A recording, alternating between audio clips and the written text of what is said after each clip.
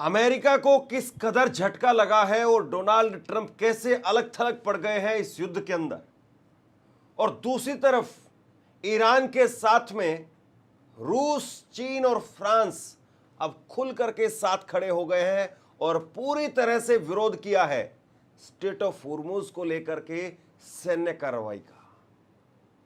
और 24 घंटे के अंदर अंदर कैसे ईरान ने बदला लिया है अपने पुल का, अमेरिका की शान, अमेरिका का अभिमान और अमेरिका का अहंकार कैसे तोड़ा है, F-35 विमान को गिरा दिया है।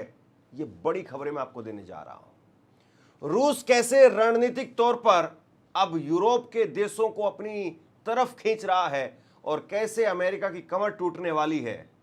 इस खबर को अगर आप आखिरी तक सुनेंगे तो आपको बहुत कुछ समझ में आएगा।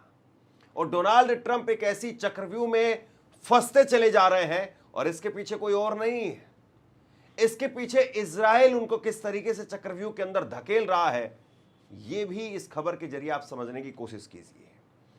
सबसे बड़ी बात यह है कि इस वक्त में डोनाल्ड ट्रंप वो पूरी तरह से अलग थलग पड़ चुके हैं अपने व्यवहार की वजह से। हालांकि मैं आपको उस जगह पर तो लेकर के ही नहीं जा रहा हूं जहां पर वो इमैनुअल मैक्रो और उनकी पत्नी को लेकर के जो बदतमीजी वाली भाषा का प्रयोग कर रहे हैं और उनको जैसे जवाब दिया है इमैनुअल मैक्रो ने, उस पर हम बात नहीं करेंगे, क्योंकि जब युद्ध चल रहा है और इतनी सीरियस मुद्दे देश के सामने, दुनिया के सामने है, तो सीरियस बातों पर ज्यादा समय जो खर्च होना चाहिए, बजाय इसके कि ये डोनाल्ड ट्रंप की तरफ से मस्खरापन किया जाए और उस पर हम चर्चा करें। सबसे बड़ी बात यह है कि इस वक्त में मैं शुरुआत करता हूं F-35 जो विमान गिराया गया है और जो तस्वीरें बाकायदा इस वक्त में जारी की गई हैं ईरान की तरफ से, वहां से शुरुआत करते हैं।